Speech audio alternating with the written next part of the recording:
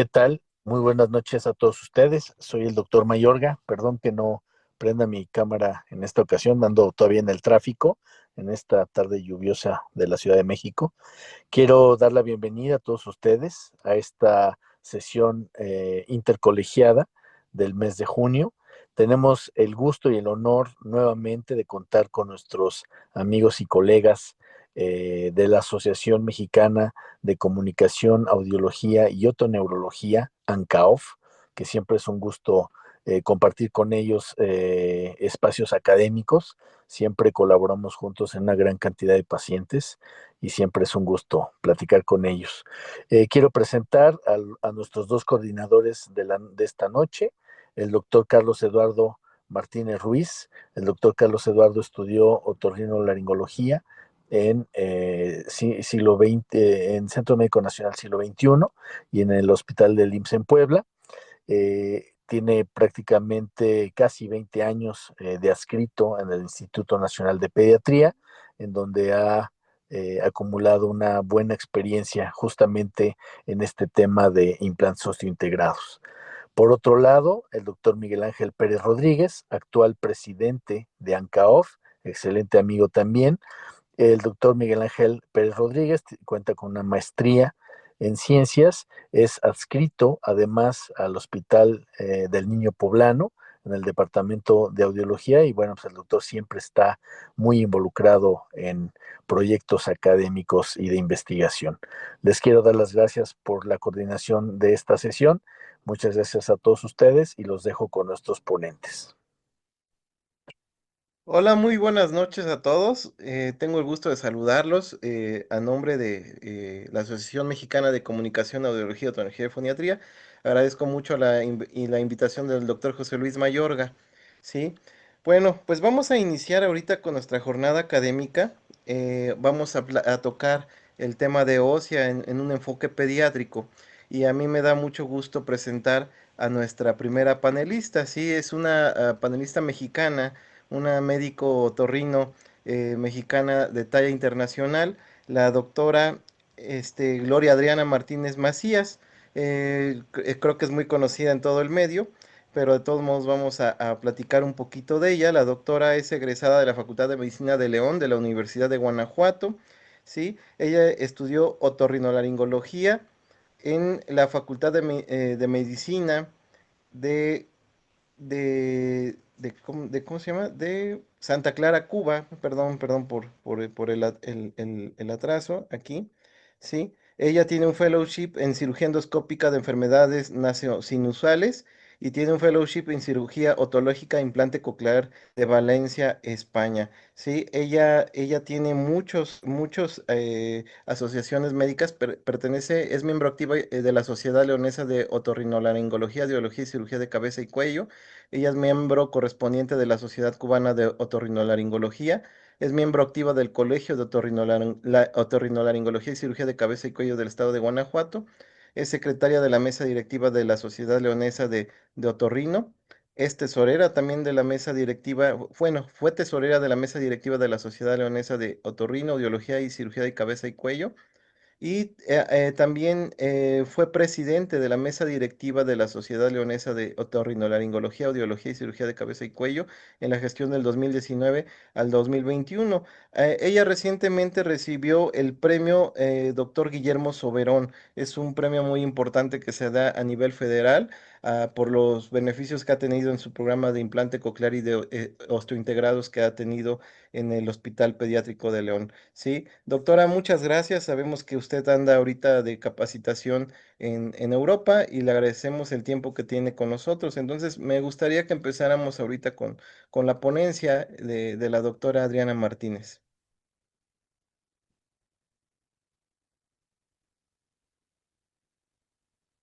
Por parte de este colegio que tanto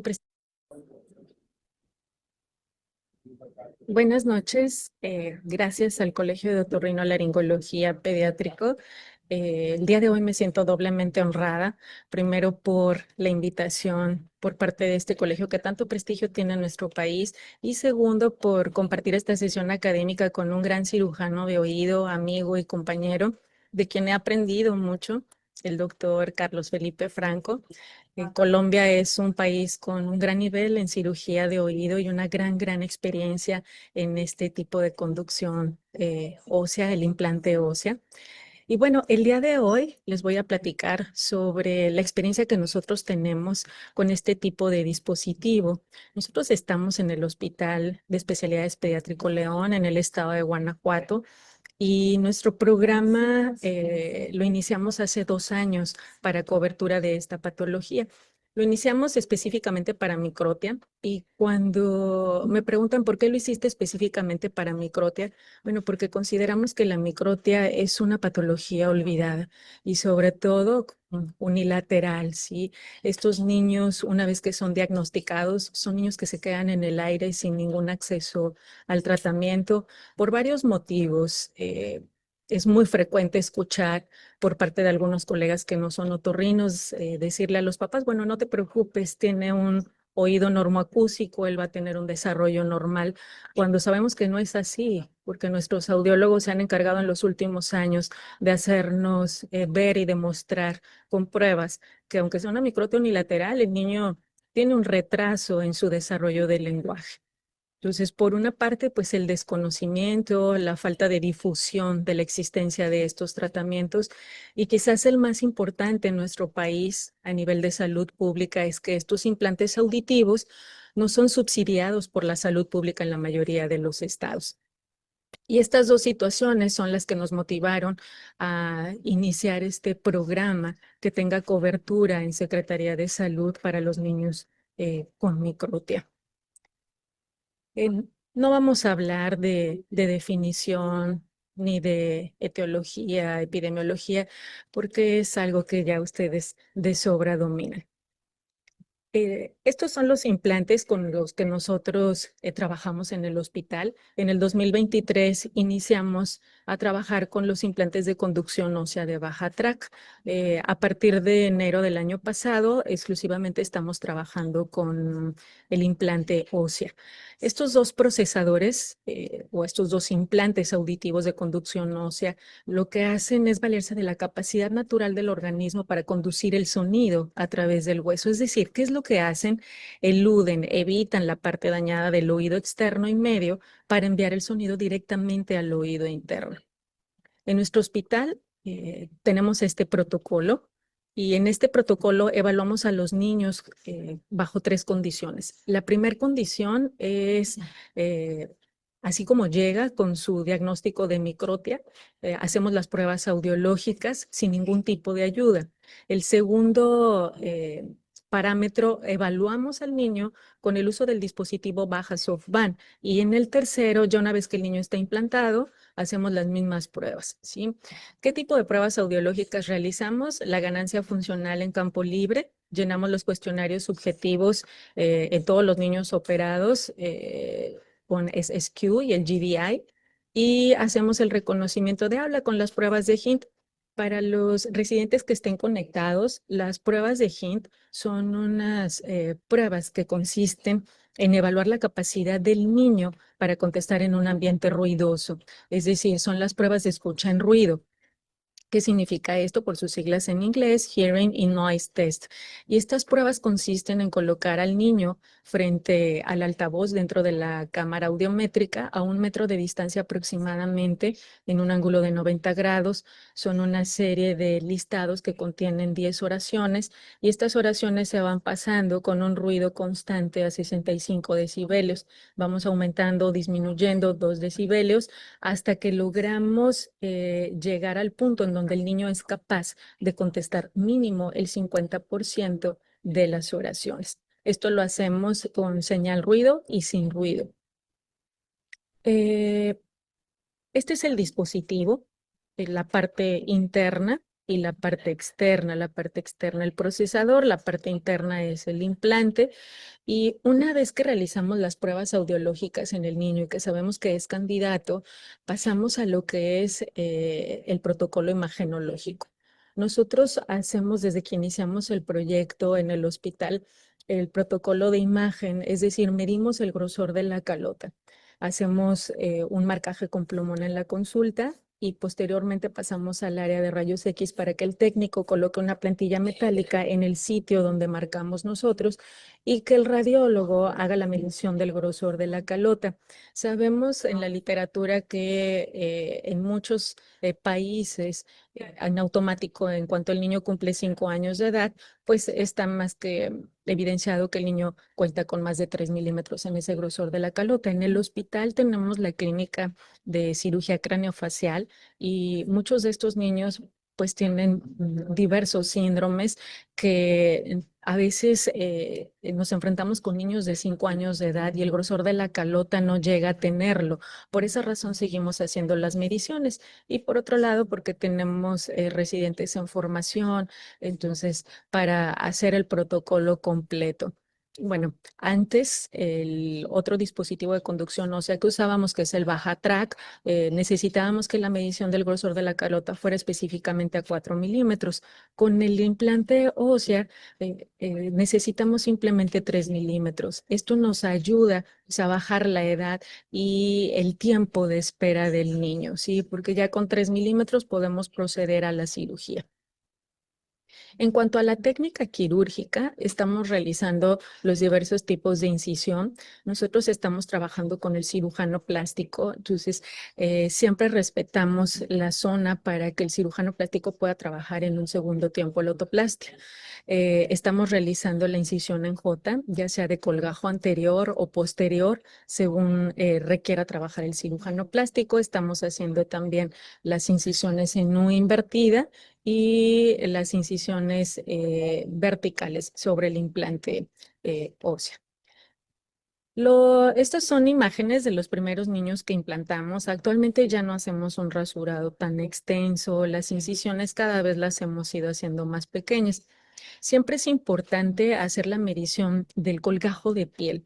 Aunque son niños, algunos cuando ya son más mayorcitos o tienen más grasita en la piel, es muy importante cuidar que no se extienda los 7 milímetros, porque si no el procesador no puede tener una buena adherencia del imán y se nos puede resbalar. Es importante siempre medir el grosor de la piel para saber si es necesario rebajarla o no.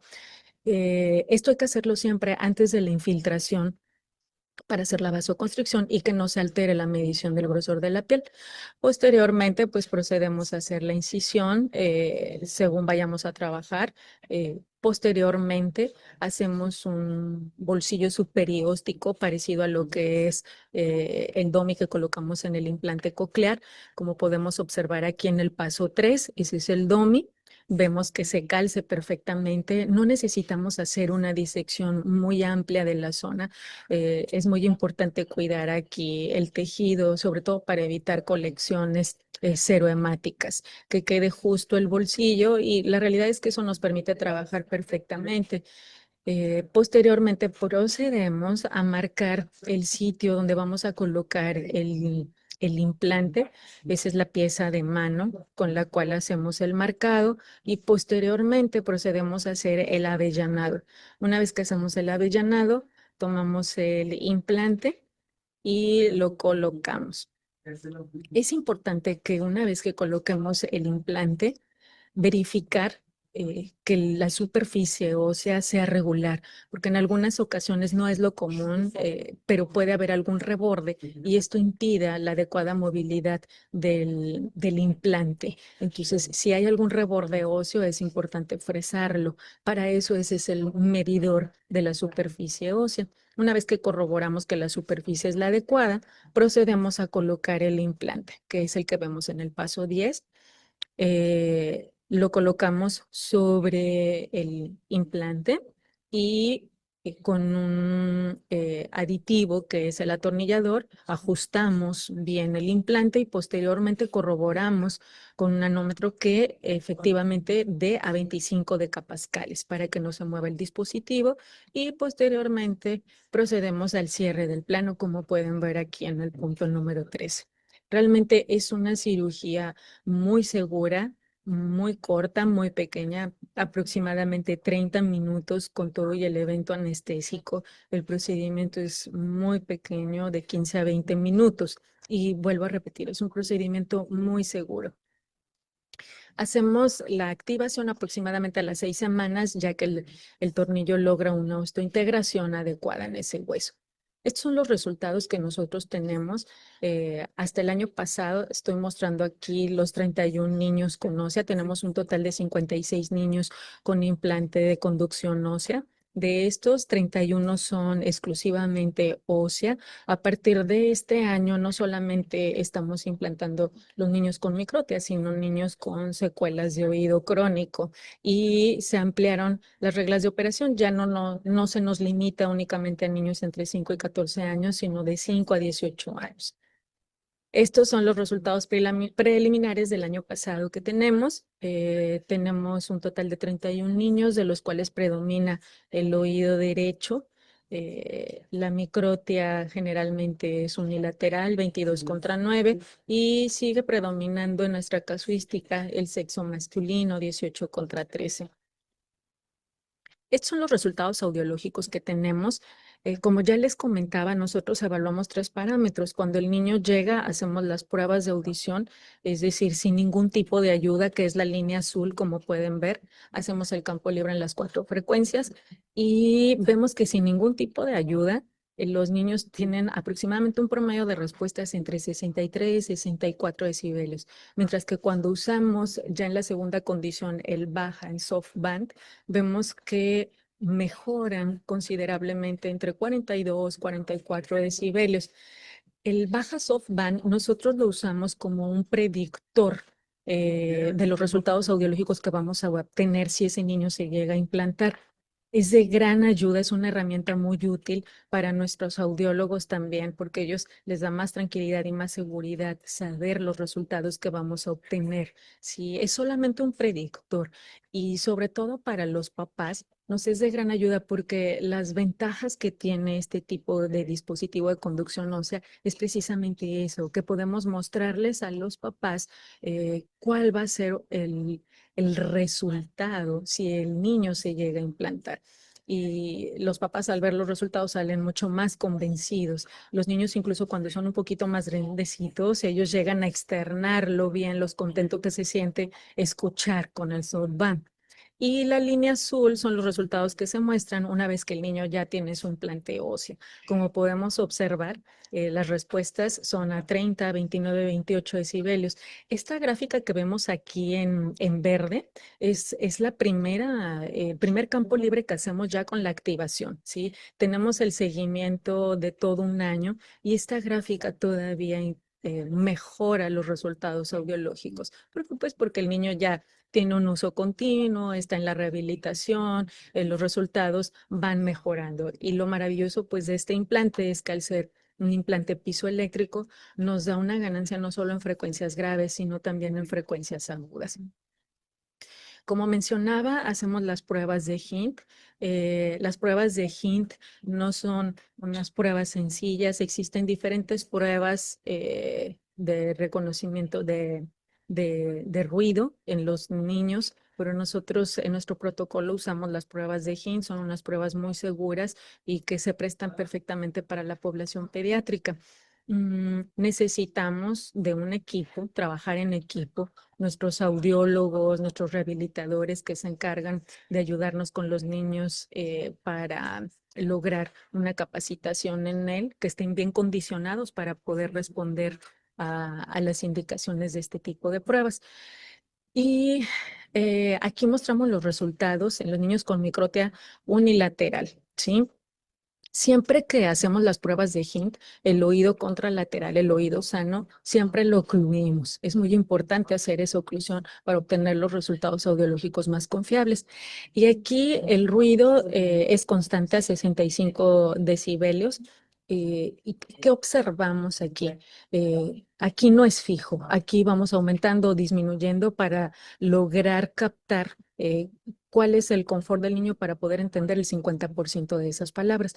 Como vemos en la gráfica verde, sin ningún tipo de ayuda, necesitamos hasta 6.09 decibelios para que el niño pudiera contestar ese 50% de palabras. Pero cuando el niño es implantado, o sea, baja, es -1 incluso, 0.42, lo que necesita el niño, o podemos decir que ni lo necesita. ¿Qué sucede en las microtías bilaterales? Pues evidentemente hay más problemas, ¿sí? Cuando no hay ningún tipo de ayuda, vemos que los niños necesitan hasta 11.5 decibeles de ayuda para poder entender ese 50% de las palabras. Pero cuando están implantados, pues no lo necesitan. Hablamos de menos 2.5. Ahora, ¿qué pasa cuando tenemos un ruido fijo? Es decir, cuando aquí no le estamos ayudando a buscar el confort para poder entender el 50% de las palabras. Aquí el ruido es a 65 en más 10 decibelios y lo dejamos a 60 en más 5 decibelios. Sin ningún tipo de ayuda vamos a hacer la comparación. Las respuestas son a 50.5% de positividad cuando lo hacemos a más 5, cuando lo hacemos a más 10, 51.9. Con el SoftBank, pues hay un cambio considerable, ¿sí? A más 5 decibelios vemos respuestas de hasta un 79.6% que logran contestar las oraciones. Cuando lo hacemos a más 10, 92.7% de respuestas certeras. Pero, ¿qué sucede cuando están ya implantados? Vamos a ver la diferencia sin ningún tipo y ya con el OCE. ¿Qué sucede? Logran solamente contestar el 51.9% de las oraciones, pero cuando ya están implantados, el 97.5% de las oraciones. Les voy a mostrar aquí el video de dos hermanitos. Ellos se implantaron el mismo día. Él tiene aproximadamente 14, 15 años de edad y él menos de edad, evidentemente. Ellos se implantaron con un Bajatrack. La plática es específicamente para ósea. Esto es un Bajatrack, pero quiero que prestemos atención en el lenguaje. ¿Cómo te llamas? Maranata Martí Campo Hernández. ¿Y cómo te gusta que te digan? mm, no sé, ¿No? Bueno, ¿cuántos años tienes? 14. Ya 14. ¿Te gusta tu aparato? Sí, ¿Sí? ¿Lo usas todo el día? sí, todos los días. ¿En qué año vas? La prepa. La prepa. Ok. Perfecto. ¿Estás contento con él? ¿Se escucha bien? Sí, 70. Ahora vamos a escuchar a su hermanito. ¿Cómo te llamas? Último tarea. Fuerte. Último tarea. ¿Cuántos años tienes, Máximo? 8. ¿Cuántos? 8. ¿Cómo se llama tu mami? Usana, Susi. Ok. ¿Tienes hermanitos? Ujú. ¿Cómo se llaman? Leo. ¿Leo? Ok. Oye, ¿tienes perritos? ¿Te gustan los perros? Ujú. ¿Y tienes perros en casa? ¿Cómo se llama tu perrito? Papá ya se murió. Ya se murió. Chucky. ¿Te gusta? Tranquila. Mimi. Oye, Máximo, ¿te gusta tu aparato? ¿Mucho o poquito? Mucho. ¿Sí se puede escuchar con el aparato? Ujú. Muy bien. Pues, como podemos ver, son microtías bilaterales y es aquí cuando hablamos sobre la importancia de la detección, pero sobre todo el tratamiento oportuno. No es lo mismo el hermanito que se implanta a sus 14, 15 años de edad a él que tiene mucho menos edad, ¿sí? El momento en el que a un niño se le adapta un dispositivo es crucial para su desarrollo del lenguaje. Estos son algunos de los niños que tenemos implantados con el dispositivo ósea, otros más de los niños. Y quiero que escuchen a este chiquitín que fue de los primeros niños que implantamos con ósea. Él tiene una microtia unilateral, su otro oído es normoacústico, pero vamos a escucharlo. ¿Cómo estás, Ian? Bien. ¿Cuántos años tienes? Bien. 10. ¿En qué año vas? En quinto. El quinto. Oye, ¿te gusta tu aparato? Sí. ¿Sí? ¿Ya no te lo quitas? No, nada más en la noche. Ok. ¿Y para bañarte? ¿Sabes lo que? Oye, cuando no traes el aparato, ¿qué pasa? Porque me siento que algo me falta. ¿Por qué? O que no oigo tan recio que cuando no lo traigo. Ok. ¿Y en la escuelita qué te dicen tus compañeros del aparato? No, ¿Nada? Ok. Entonces, ¿sí te gusta cómo se escucha? Sí. ¿Ya no te lo quieres quitar? Sí. ¿Nunca? Bueno. Entonces, como decíamos hace un momento, ¿no? Es una microtia unilateral y sin embargo el niño es capaz de identificar que él necesita su otro oído, pese a que el otro oído contralateral es normoacúsico, ¿sí? Entonces es muy importante concientizar, sensibilizar, difundir que existe el tratamiento a temprana edad, ¿sí? Y que actualmente estamos trabajando para que tenga cobertura en el sector público, para que estos niños puedan acceder lo más pronto posible a este tipo de tecnologías. Vuelvo a insistir, en el momento en que a un niño se le adapta un dispositivo, en ese momento se abre la puerta a su desarrollo social, desarrollo escolar, desarrollo del lenguaje. Y eso es prioritario en la población pediátrica con alguna patología auditiva. Este es mi equipo quirúrgico, mi equipo clínico y audiológico. Siempre que puedo lo menciono. Somos un equipo multidisciplinario. La realidad es que sin ellos, si no tuvieran las ganas de seguir actualizándose conforme van saliendo tratamientos en la hipoacusia, pues no estaría yo aquí mostrando los resultados del programa de implante osteointegrado en mi estado. Y bueno, ¿qué podemos concluir? Que los dispositivos de conducción ósea, como es este tipo de dispositivo, es un método eficaz de rehabilitación auditiva, no solo para los niños con hipoacusia conductiva causada por microtias e eutresias, sino para todos los niños que tenemos con secuelas de oído crónico. El uso de audífonos de conducción ósea en estos niños es definitivamente crucial para mejorar el acceso a los sonidos cotidianos. Muchas gracias.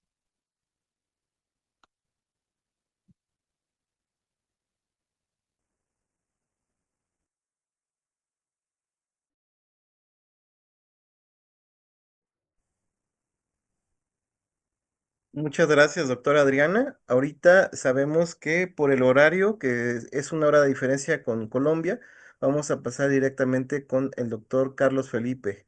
Sí, entonces les dejo la palabra al doctor Carlos Martínez.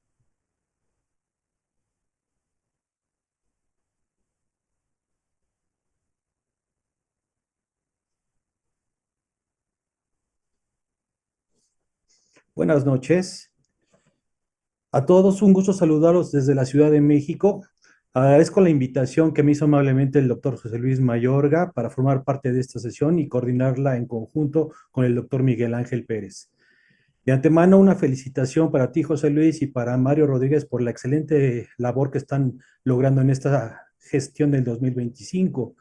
De igual modo, agradecemos también el apoyo a la Casa Cochlear aquí en México por su valiosa colaboración. Trabajamos muy de la mano con Jairo, con Daniel, con Andrea, Maricel. De verdad, a todos ellos, muchas gracias por estar ahí cuando nosotros lo requerimos. Y ya entrando en el tema, quiero hacer la introducción de uno de nuestros ponentes de esta noche. Tengo el agrado de presentar al doctor Carlos Felipe Franco Aristizábal. Él es especialista en otorrinolaringología y subespecialista en otología, con un amplio manejo de la patología de oído medio en la otorrinolaringología pediátrica. Cursó su residencia en otorrinolaringología y la subespecialización en cirugía otológica en el Hospital Universitario Clínica San Rafael en Bogotá, Colombia.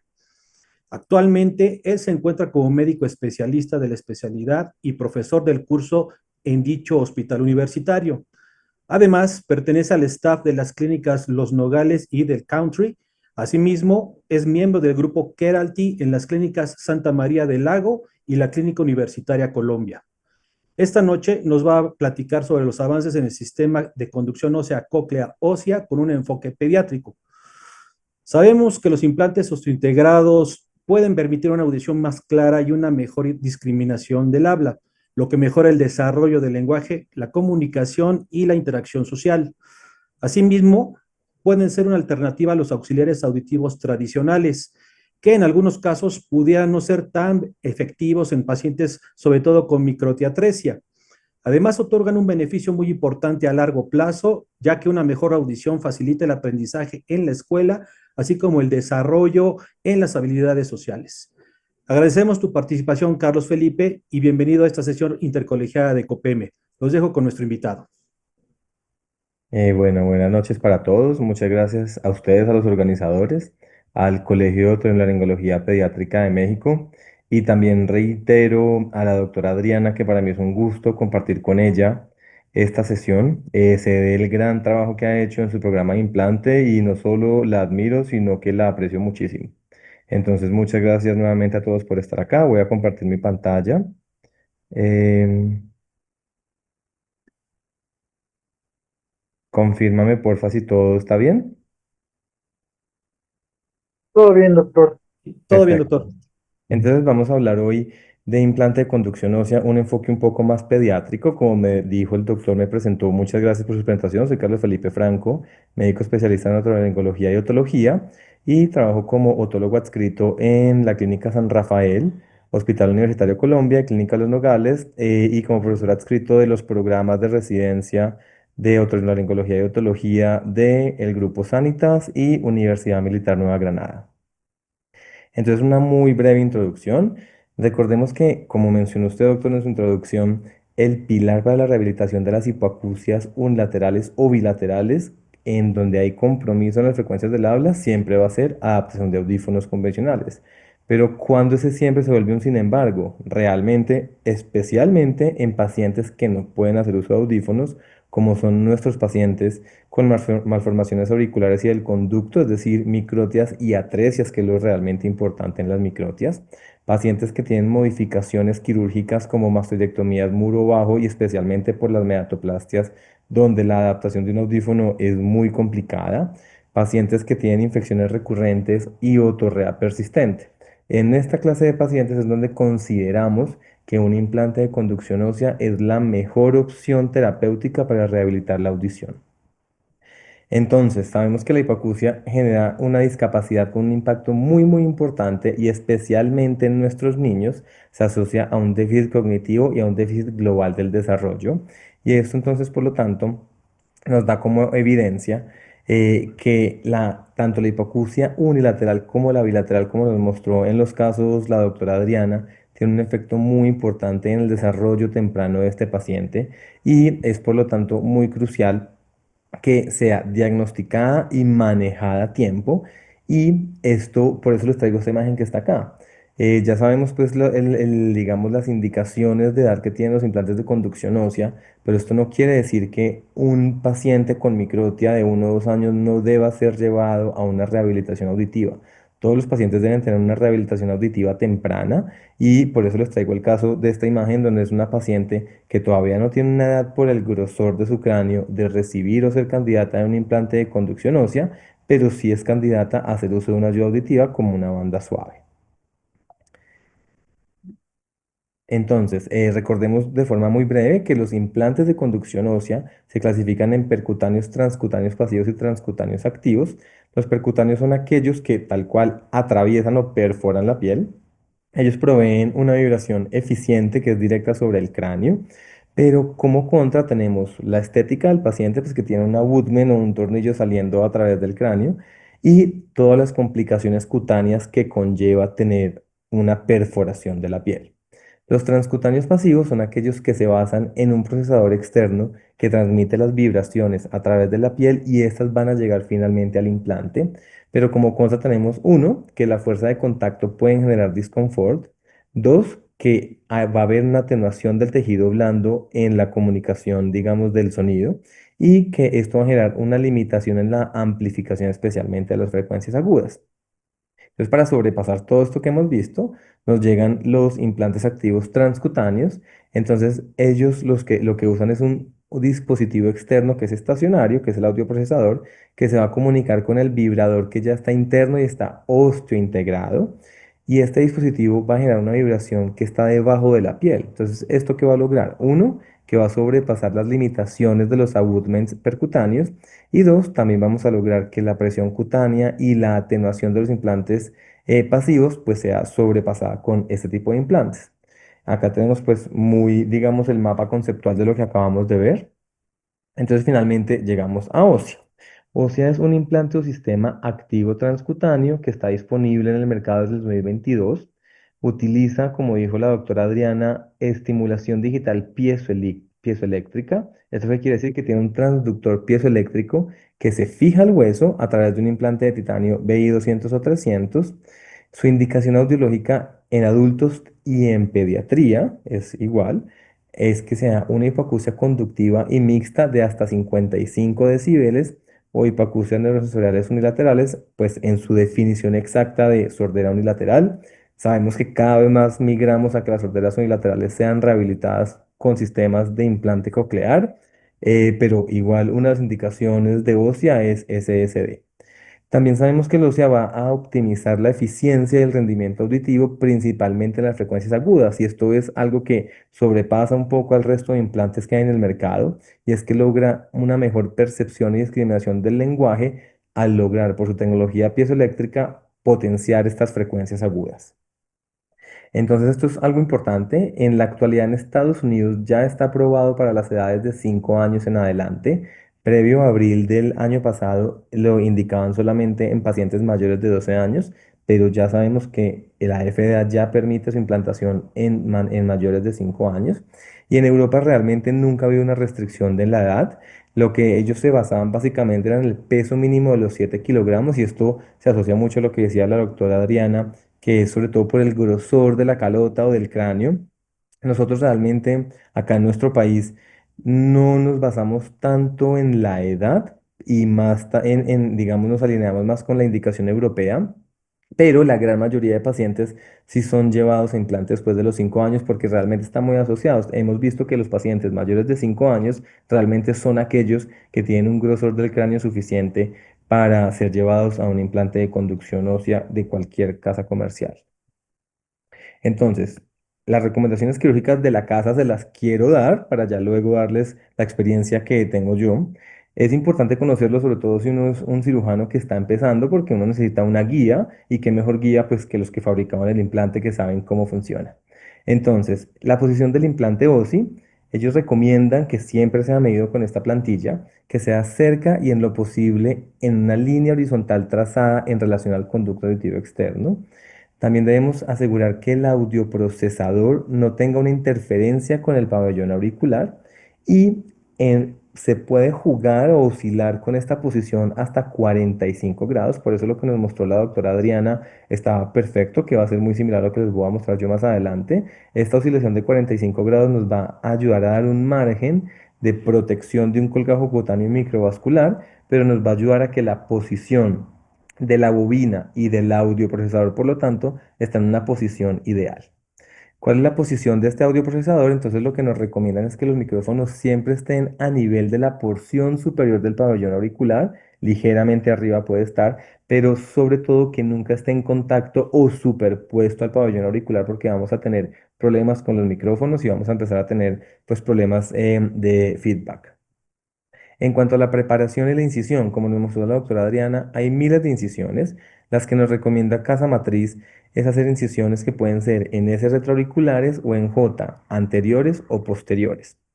Realmente lo que a mí me parece mucho más valioso de esta imagen es que debemos recordar que las incisiones deben estar mínimo 15 milímetros, es decir, de 1 a 1,5 centímetros entre la posición ideal que estamos planeando para el implante a la incisión que vamos a hacer. ¿Y por qué? Porque esto nos va a evitar una zona de presión en una piel pues que está con una herida quirúrgica y esto va a generar que haya menor riesgo de una exposición del implante por extrusión y simplemente por fricción de la piel.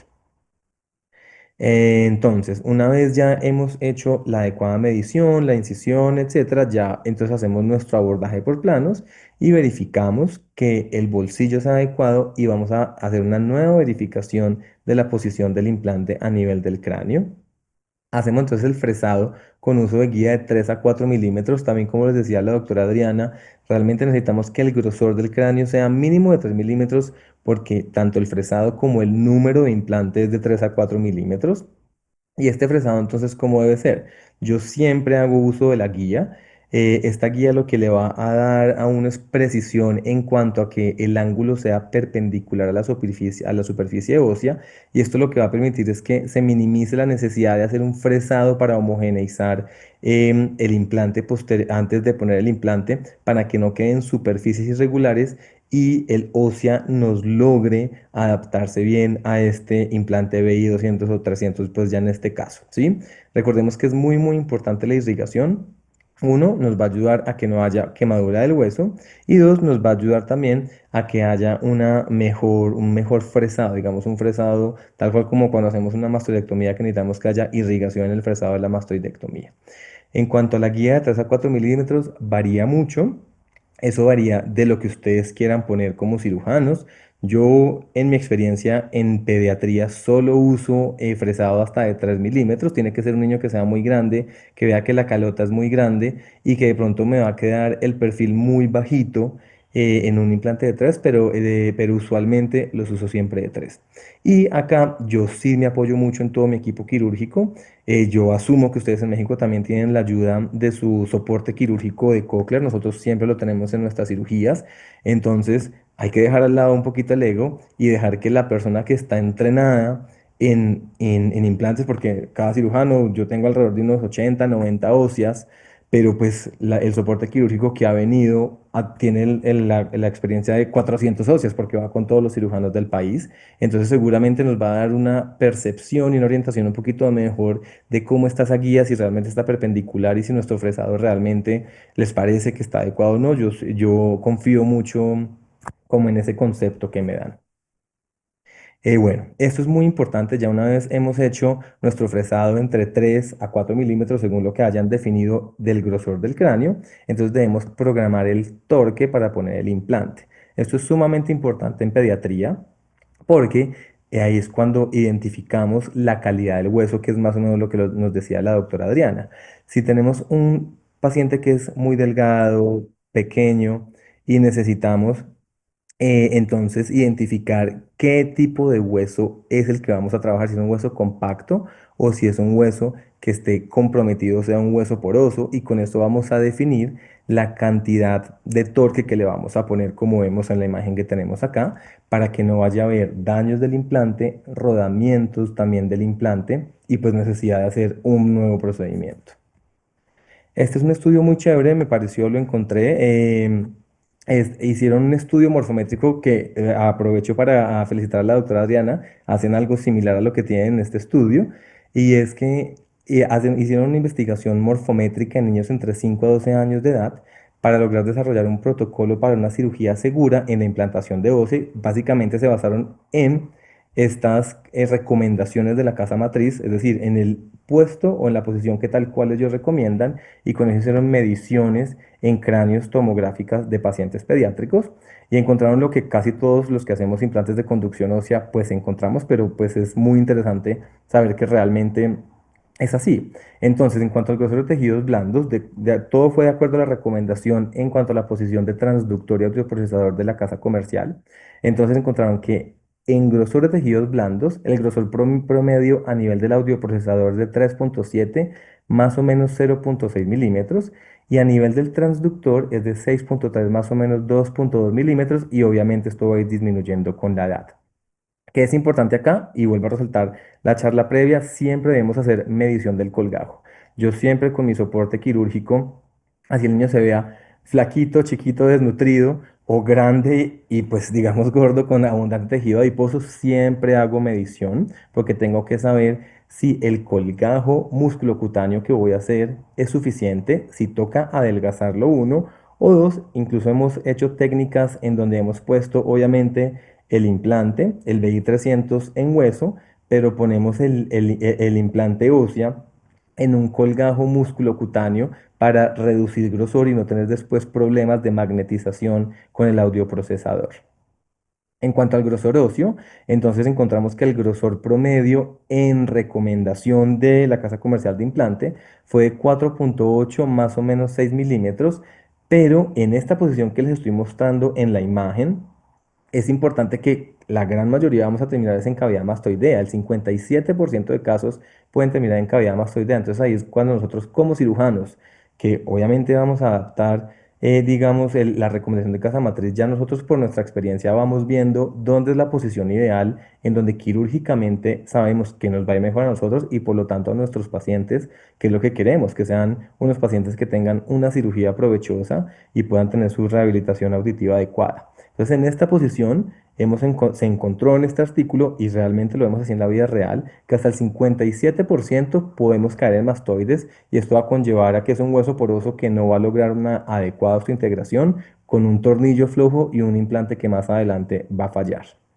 Y al revés, el grosor promedio a nivel del tegmen, cuando lo ponemos un poquito más posterior y superior, va a ser de 4.5, más o menos 1.2 milímetros, pero evidentemente va a ser un hueso que es cortical y mucho más compacto. Y en cuanto al seno sigmoide, que esto es muy importante en tema pediátrico, encontraron que la distancia promedio de la pared anterior del seno sigmoide y entre la pared anterior del seno sigmoide y la pared posterior del CAE fue de 1.3 más o menos 0.2 centímetros, sin una diferencia significativa en los grupos etarios, pero por obvias razones de crecimiento, la distancia entre la superficie ósea y la pared del seno sigmoide va a aumentar con la edad, siendo un poco más seguro. Entonces, todos estos son los lineamientos que nos hablan de por qué es mejor poner ese tipo de implantes en pacientes pediátricos un poco más grandes. Es porque todos los tejidos van a estar un poquito más gruesos para evitar riesgos quirúrgicos. Entonces, en mi experiencia, lo que llevo a la fecha, en pacientes de 5 a 10 años he puesto 27 óseas, y en pacientes de 11 a 18 años he puesto 18 óseas. Entonces acá les traigo un caso clínico muy puntual. Acá que es importante, es un paciente de 6 años con una microtia grado 3 y una atresia del conducto auditivo externo. Les recalco, la gran mayoría, y yo asumo que también es así en su país y en la mayoría de los países en el mundo, entre el 90 al 95% de los pacientes pediátricos que son receptores de un implante de conducción ósea son secundarios a malformaciones del pabellón auricular y del CAE, y así es en mi práctica clínica, que es muy importante en esto. Acá, como vemos, hacemos un rasurado extenso, pero hacemos un rasurado muy justo para el sitio de la incisión y donde va a ir nuestro implante.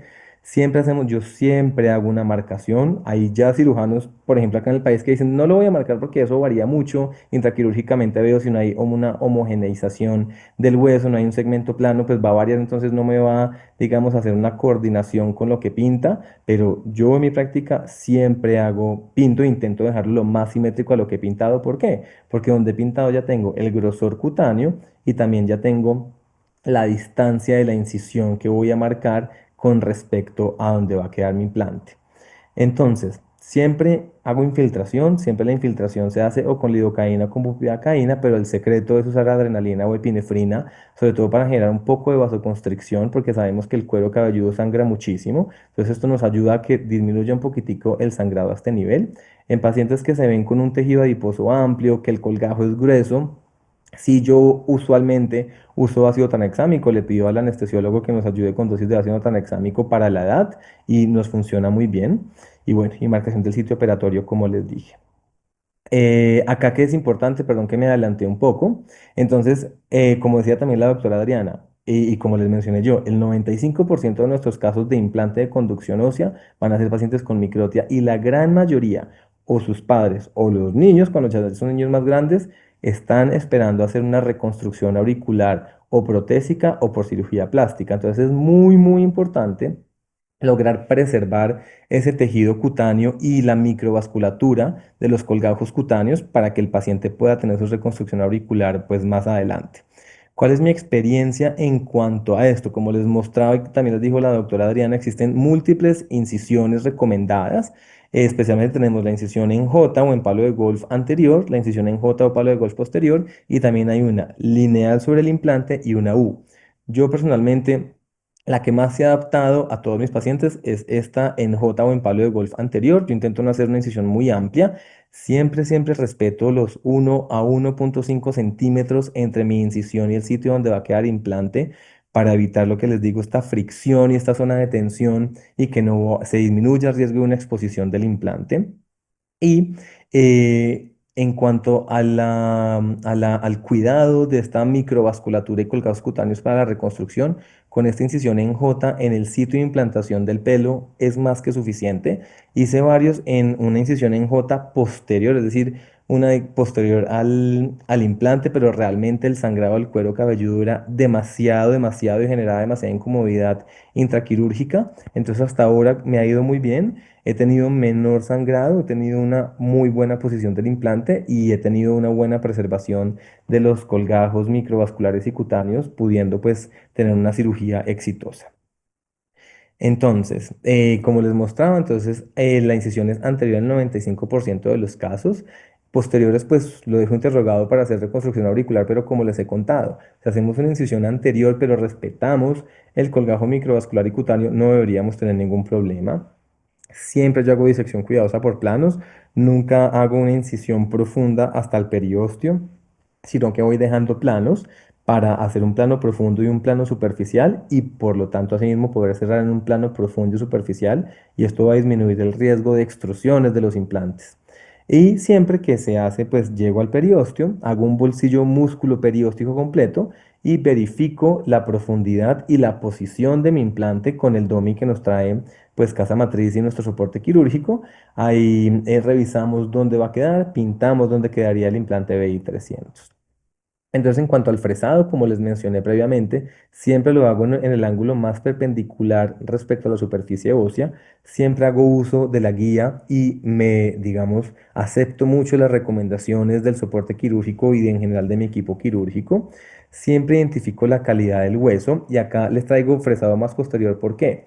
Porque lo que hemos anotado, y creo que todos ustedes también, es que es muy diferente poner un ósea que está cercano al pabellón auricular porque estamos muy cercanos a la mastoides sin riesgo de generar lesión de alguna estructura, pero entre más posteriores nos vayamos, perdón, vamos a tener mayor exposición y riesgo de lesión tanto del seno sigmoide como de la dura madre. Entonces, en los pacientes pediátricos, yo obviamente me voy muy posterior los que van a tener reconstrucción auricular y como hago incisión anterior, el implante lo pongo un poco más posterior aún, entonces con la gran mayoría sé que voy a estar muy muy cercano al seno sigmoide. Entonces, ¿qué hago yo ahí? Identifico primero si es un hueso que esté poroso o es un hueso que no tiene un grosor muy grande. Entonces ya sé que el torque para poner mi tornillo va a ser entre 20 y 30. No puedo empezar de una con 40 porque voy a tener problemas, ¿sí? Y durante el fresado, esto es como les dije al principio de la charla, hay recomendaciones de casa comercial, pero cada cirujano se va adaptando a lo que va viendo que le sale bien para sus pacientes, que finalmente es lo que todos queremos.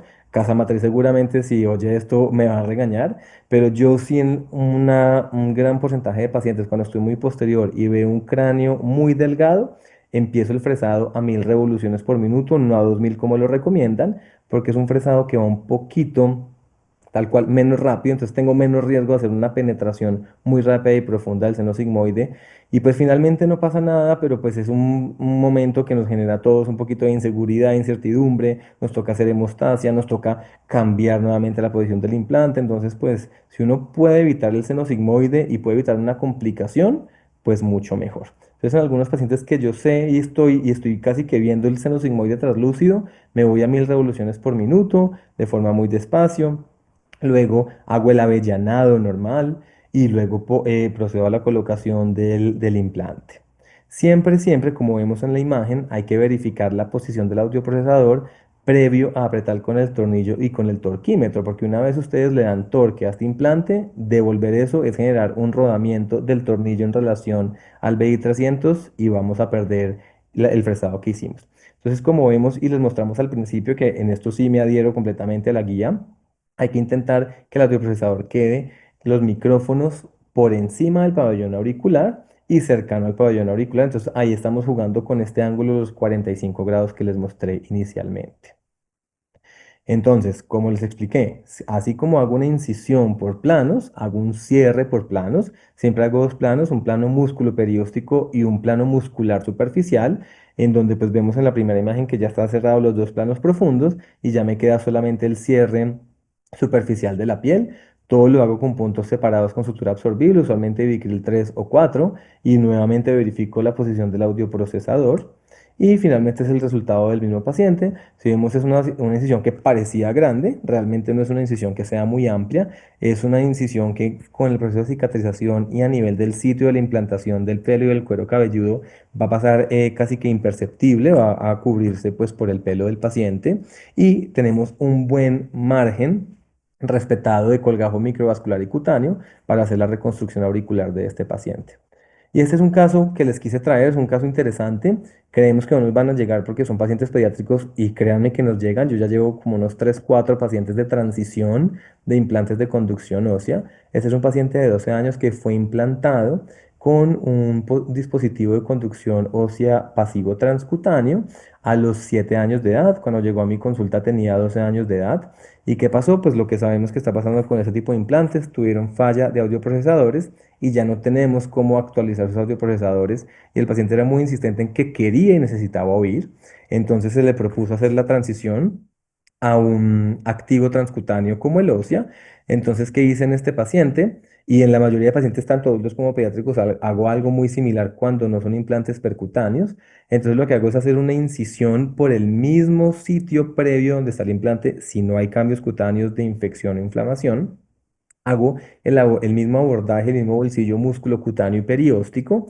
Y cuando ya encontramos el implante, en este caso pues un implante sofono, hacemos la remoción muy cuidadosa, porque hago mucho hincapié en que debe ser muy cuidadosa, porque recordemos que estos implantes que son tan posteriores y que generan un fresado amplio de la piel, podrían estar indentados en la dura, entonces hay que evitar generar lesiones o desgarros durales, pues que vamos a lo mismo, eso es reparable, pero pues que dejarte era un procedimiento que realmente es sencillo, que termine en una complicación que es fácilmente evitable, que es simplemente de cuidado.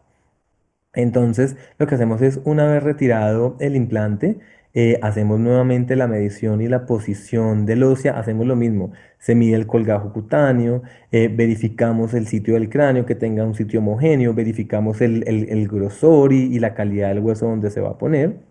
Y es muy importante cuando ya tengamos escogido el sitio, que lo escojamos no tan cercano a donde estaba el implante previo, porque si se nos llegan a comunicar esos dos sitios de fresados, el previo con el nuevo que estamos haciendo, vamos a tener también una falla pues del implante, porque el implante finalmente pues se va a rodar y va a quedar flojo. Entonces acá ya una vez escogimos el sitio, hacemos el fresado y la colocación del implante y siempre antes de apretar el implante y de usar el torque con el torquímetro, verificamos la posición del audioprocesador, que sus micrófonos estén cercanos y ligeramente superiores al pabellón auricular. Y finalmente este es el resultado de este paciente, una sola incisión sin necesidad de hacer un nuevo abordaje, con unos cambios cutáneos adecuados y la posición del audioprocesador pues adecuada para que él pueda disfrutar de su implante. Esto pues es la dinámica, los segmentos de lo que se hizo con este paciente que ya lleva unos 6 u 8 meses operado sin ningún problema cutáneo y disfrutando de una audición nuevamente pseudo binaural. Estas son entonces las tres clínicas de tercer y cuarto nivel donde me encuentro como otólogo adscrito, la clínica San Rafael, la clínica Los Nogales y la clínica Colombia. Muchas gracias a ustedes por su atención. Nuevamente, muchas gracias a todos por su invitación y quedo muy presto a responder las preguntas y espero poder hacerlo.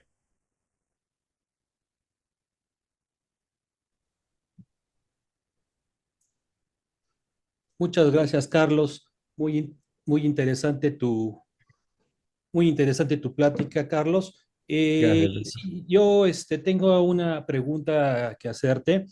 Claro. Previamente a la colocación de los implantes ósea, Ujú. ¿llegaste a colocar implantes baja? Y si esto es afirmativo, ¿llegaste a tener complicaciones con estos implantes y cuál fue la más común que llegaste a tener? Entonces sí, tengo también experiencia en implantes tanto percutáneos como transcutáneos. Realmente los transcutáneos no hay mucho problema porque es más el problema de piel o que el audioprocesador se va quedando, por ejemplo, pero el percutáneo sí definitivamente yo creo que todos hemos visto y más si, por ejemplo, son pacientes que viven en tierra húmeda o tierra caliente, como le decimos acá, a altas temperaturas, empiezan a tener muchísimos problemas cutáneos de piel. La gran mayoría de estos pacientes que les he puesto implante transcutáneo los he tenido que llevar a transición a un implante y pues ya mi opción es ofrecer la última tecnología que es un implante activo transcutáneo como lo es el óseo. No, en este momento no le veo mucho sentido hacerle un cambio de un percutáneo a un baja, por ejemplo. Muy bien, perfecto. Aquí hay una pregunta, perdón, también nos preguntan en qué edades indicaría el uso de baja. Bueno, pues nosotros sabemos, ¿no? Mayores de 5 años. Aquí en México, COFEPRIS lo autorizó a partir de este año. Ujú. Creo que Colombia es similar, ¿verdad, Carlos? Igual, sí, doctor, nosotros acá estamos después de los 5 años, como le digo, no es una legislación formal, hay algunos especialistas que lo ponen en menores, pero la tendencia es mayores de 5 años, pues para evitar los riesgos intraoperatorios por tejidos que todavía no están bien desarrollados. Muy bien. Miguel, si tienes tú alguna pregunta. Sí, muchas de estas preguntas, bueno, antes que nada agradecer a los asistentes, veo que hay médicos residentes de audiología, lo cual para nosotros también es muy importante. No solamente este tipo de pláticas van dirigido a los expertos, sino también a la gente que está en formación. Muchas de ellas ya se contestaron, que fue la parte de la edad en la cual se colocan. En Sí, México son, bueno, como en Estados Unidos, la indicación es a partir de los 5 años. Habíamos hablado que 3 milímetros de espesor del cráneo para que se pueda colocar, ¿no? O a partir de 7 kilos, mencionaba sí, el doctor Franco, en las guías europeas, ¿no? sí, Entonces, doctor. doctor, hace un rato la doctora Adri Martínez había comentado que el Baja, utilizándolo como softband, o Sound como un predictor para poder ver qué tan eficaz pudiera ser la implantación de la conducción de un ósea, de un sistema activo, ¿no? Sí. Entonces, usted en su experiencia, doctor, ha visto la evolución de estos pacientes. Sí se sugiere empezar en un principio con un baja en una forma de softband o esperar directamente ya a colocar lo que es el ósea. Claro, esto depende mucho, doctor, de la edad de consulta del paciente. Si son papás juiciosos, que no son tantos, que a los 2 años llegan al consultorio con su hijo que tiene microte y están preocupados por la rehabilitación, sin dudarlo yo les ofrezco una banda suave porque los oídos tienen que estar estimulados y eso también sin dudarlo va a generar que tenga una mejor adaptación a un implante porque ya va a ser un oído que está estimulado. Casi que funciona lo mismo que implante coclear y audífono. Un paciente que ha usado un audífono hasta los 2, 3 años porque por algún motivo no se le pudo poner el implante y llega implante coclear, es un paciente que le va auditivamente a ir mucho mejor. Pero ahora, usted me hace acordar un paciente que tuve la semana pasada y fue tal cual esto. Me llegó unos papás con un niño de 8 años. Doctor, es que toda la vida tuvimos mucho miedo de decidir qué hacer con nuestro hijo y ahora ya sabemos que sí lo queremos rehabilitar porque está teniendo muchos problemas en el colegio o pues en la escuela. Entonces, pues queremos empezar con el audífono de conducción ósea, a ver cómo le va y a ver si según eso le ponemos el implante. Entonces, ¿cuál fue mi respuesta? Que es lo que le voy a contestar a ustedes. No hay absolutamente ninguna recomendación en que a los 8 años de edad empecemos con una banda suave versus un implante de conducción ósea. Lo que estamos haciendo es retrasar aún más casi que esos 10 decibeles que da la atenuación del tejido blando de tener un estímulo sonoro. Entonces realmente es más la edad del paciente. Si el paciente tiene una edad para tener un implante de conducción ósea, no hay por qué limitar su uso para empezar con un audífono de conducción. ¿Sí? Claro. Doctor, también de parte de la doctora Jocelyn de la Cruz, ¿hay alguna experiencia de usted Ujú. utilizando ósea en pacientes con single side deafness, con hipacusia unilateral? Sí, tengo varios. Realmente es una tendencia que estuvo hace muchos años en mucha vigencia. Nos ha ido bien, pero si le hacemos al paciente un Glasgow Benefit Inventory, si le hacemos pruebas en ruido al paciente usando un óseo versus un implante coclear, sin dudarlo le va a ir mucho mejor con un implante coclear. Entonces ya tenemos que entrar en contexto pues del paciente. Si es un paciente porque tiene esa sordera unilateral, por ejemplo, si es una cavidad radical, lo vamos a llevar a un implante coclear, pues le va a ir mucho mejor quirúrgicamente con no sé, con un implante. Entonces, sí tengo experiencia, les va bien, pero para mí, sin dudarlo, en una SSD, escogería implante coclear. Claro, en esto. Aquí hay otra pregunta, no tiene referente. Dice, en un paciente con microtia bilateral en oído derecho grado 2 con estenosis de conducto auditivo externo y en el Sí. oído izquierdo grado 4, ¿qué opina usted si en el lado derecho colocamos audífono de vía aérea y en el oído izquierdo audífono de vía ósea? ¿Estaría correcta la elección? Ok, entonces, esto es un tema que también es muy borderline. Esos pacientes, como yo se lo mencioné al principio de la charla, realmente la microtia es un problema más cosmético, más estético. Lo que conlleva un problema de la microtia es la atresia del conducto. ¿Sí? Entonces, si este paciente tiene una estenosis del conducto y esta estenosis es una estenosis que es superior a los 3 4 milímetros y tenemos la posibilidad de adaptar una oliva de un audífono convencional, pues no veo por qué necesite un audífono o un implante de conducción ósea. Pero sí tenemos que asegurarnos mucho con audiólogos. Yo sé que en México los audiólogos son muy bien formados porque además son médicos. Entonces, pues si el audiólogo ve que el paciente va a lograr una buena adaptación de una oliva con un audífono convencional, yo me iría inicialmente por el audífono convencional, ¿sí? Y del otro lado, pues si es una atresia, evidentemente, si quieren decir un audífono de conducción ósea está perfecto, pero como les contesté previamente, si el paciente ya está en una edad de madurez de su cráneo, en el que pueda ser un buen receptor de un implante de conducción ósea, para mí no hay duda que ese paciente es un candidato excelente para una conducción ósea. Claro, acotando eso un poquito, eso creo que es una pregunta más enfocada a audiología y sí, ¿Sí? definitivamente, si vemos que el conducto auditivo tiene el tiempo, el Veamos. espacio para que nosotros podemos colocar una oliva, pues sí es importante hacer la prueba de auxiliares y hoy en día hay muchas maneras, pruebas de oído real para poderlo ver en un paciente pediátrico. Y pues sí, Así es. definitivamente si hay atresia no hay manera de colocar un audífono por vía aérea, pues sí, que no sea una limitante la edad para poder colocar un dispositivo de conducción ósea, sí, el cual pues hay muchas opciones terapéuticas y llegado ya los criterios médicos lo permitan, pues ya colocar, pues mediante, si hay las posibilidades, pues un implante activo, ¿verdad? Pero pues depende mucho también los recursos y el lugar, la edad, es multifactorial esto de la colocación. Así es. Doctor Carlos Martínez, creo que habían más preguntas de Y otorrino. Carlos Felipe, tenemos aquí algunas preguntas del doctor de la Torre. Claro. Voy a empezar. La primera es, ¿cuál considera usted que es la curva de aprendizaje quirúrgica para el implante ósea comparado con otros dispositivos de conducción ósea? Bueno, pues realmente la curva es muy propia, eso tiene que ver mucho con tal cual la curva, que es el número de casos que ustedes hacen en su práctica pues privada o pública. El implante óseo es un implante que es relativamente sencillo de poner, pero pues hay que tener un entrenamiento para hacerlo, ¿sí? Es decir, uno tiene que saber manejar muy bien los tejidos, tiene que saber manejar muy bien los espacios, porque nosotros acá hemos visto catástrofes en donde hay extrusiones de los implantes, infecciones, implantes que se han puesto por poner y esa no es la idea, ¿sí? Entonces, la curva se logra, pero como todo en la vida, como logramos pasar de hacer una timpanoplastia en 3 horas a 30 minutos, es haciendo.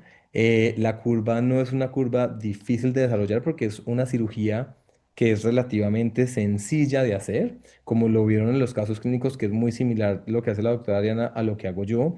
No es una cirugía de mayor complicación, y si lo comparamos con otros dispositivos de conducción ósea transcutáneos, realmente es una cirugía relativamente sencilla. Entonces no es una curva que sea difícil de adquirir, doctor, no me parece. Muy bien. Otra pregunta es, ¿cuáles son las principales complicaciones intra o postoperatorias que ha observado usted en ósea, en implante ósea, doctor? Ok, intraoperatorio yo gracias a Dios no he tenido, pero siempre cuento una historia de una paciente con baja bilateral en el que la mamá me dijo, la paciente no sufre de nada. Y entré a fresar, sí, recordemos que el fresado del baja es muy similar al ósea ¿Mm? y salió una fuente de sangre.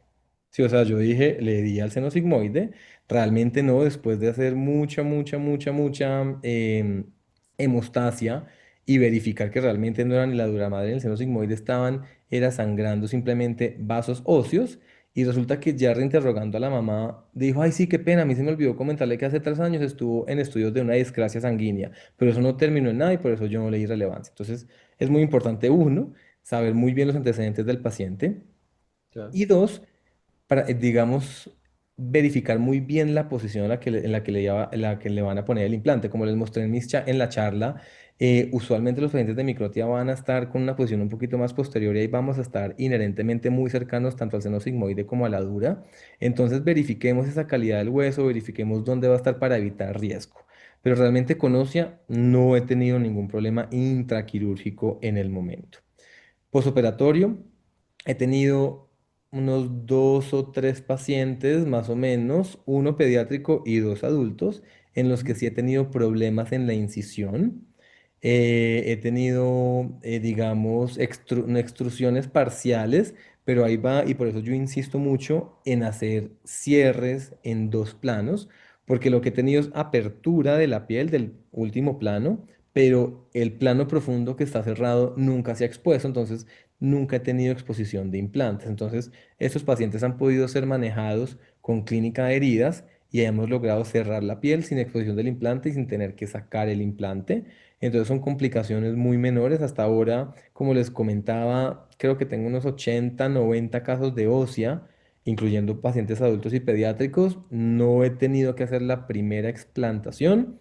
Espero no tener que hacerlo, pero seguro llegará porque entre más uno opera, pues más complicaciones va a tener. Pero en este momento realmente, como les he comentado, es una cirugía que es como decimos acá, agradecida. Usualmente sale bien. Muy bien. Y una más del doctor de la Torre es, ¿qué ventajas ofrece el transductor piezoeléctrico activo del ósea versus transductores electromagnéticos como el que usa Bone Bridge Ujú. Realmente la principal ventaja es la posibilidad de amplificar frecuencias agudas. ¿Sí? para las frecuencias altas, ¿verdad? Frecuencias agudas, altas, exacto. Y esto, así parezca innecesario para muchos pacientes, estas frecuencias altas o frecuencias agudas les permite discriminar en ruido, por ejemplo. Y esto es muy importante. Perfecto. Yo tengo una pregunta, doctor. Claro, doctor. Eh, por ejemplo, en pacientes que quieren ver la reconstrucción auricular, Ujú. ¿sí? ¿En qué sitio anatómico em, sugiere usted hacer esa colocación del dispositivo? Porque sabemos que a veces los pacientes pues tienen diferente anatomía, no es lo mismo tal vez solo una microtiatresia de un paciente así no sindrómico o alguien que tenga Goldenhar, ¿no? O alguien que tenga Sí. otro tipo de síndrome. ¿Usted qué opina, doctor? La pregunta es, ¿cuál sería la posición ideal del La implante? posición, sí, ¿dónde se colocaría como tal? Entonces, entre más... ¿No estorbaría, me refiero? ¿Cómo, doctor? Sí, o sea, en el momento de colocar Sí, sí, el implante como tal y quieren hacer la reconstrucción auricular, muchas veces se tiene que estar haciendo modificaciones anatómicas. sí. ¿Cuál sería el lugar que mejor se pudiera colocar sin necesidad después que pudiera haber ahí una intrusión de la otra cirugía?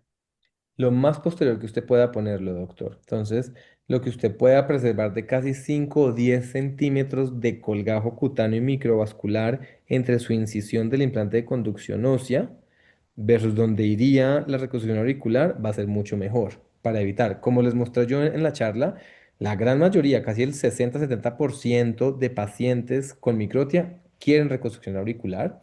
Yo les hago una incisión que es anterior, pero la pongo un poco más posterior y la hago en el sitio de implantación del pelo o incluso un poco más posterior para intentar preservar todo este colgajo microvascular cutáneo de donde iría el pabellón auricular y nos ha ido bien, pero entre más posterior usted pueda poner el implante va a ser mejor para la reconstrucción auricular, pero ojo, también entre más posterior usted lo ponga, más lejano va a estar el audioprocesador y vamos a tener también un menor estímulo auditivo.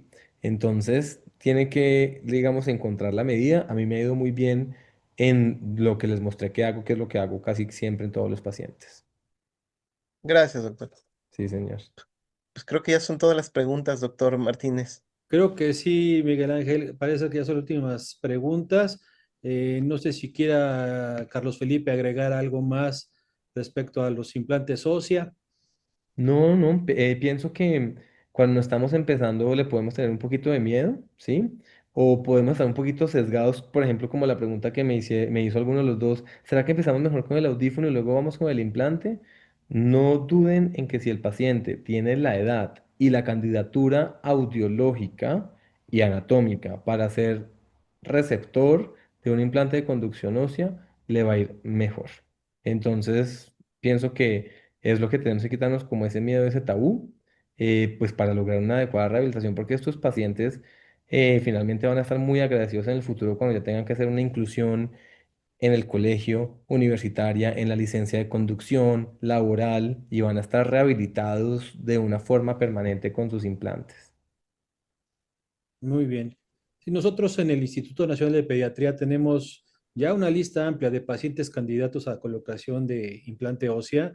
Sí, señor. Lamentablemente dependemos, ¿no? Muchas veces de que el gobierno genere, ¿no? El apoyo financiero para que se puedan conseguir y ahorita pues estamos atados de manos. No hemos puesto tantos como quisiéramos, realmente tenemos pocos pacientes. A los pocos pacientes que hemos operado de ósea les ha ido bastante bien, ha tenido una muy buena rehabilitación y pues estamos en espera de que este año ojalá, ¿verdad?, se puedan conseguir nuevos implantes para poder ya instalar y implantarlos a la brevedad. Súper, doctor. Ojalá les vaya bien con eso. Sí, muchas gracias, Felipe. Miguel, Hasta no sé si quieras tú agregar algo más. No, pues antes que nada, muchas gracias también por la invitación y por hacer estas sesiones que son eh, multidisciplinarias, son muy importantes. Me dio mucho gusto ver muchos compañeros audiólogos, muchos médicos en formación y pues de eso se trata este tipo de ponencias, ¿no? Pues muchas gracias a ti también, mi querido doctor Martínez. Sí, pues creo que ya hemos terminado aquí. Lo que diga el doctor José Luis Mayorga. Pues no, solamente agradecer a todos los panelistas sus excelentes presentaciones y obviamente a nuestros coordinadores que llevaron de manera excelente la sesión de preguntas y respuestas y compartiendo también su experiencia. Les agradezco muchísimo. Muy buenas noches a todos ustedes y nos vemos en la siguiente sesión intercolegiada. Buenas noches. Buenas Buenas noches. noches. Saludos a buenas Colombia. noches.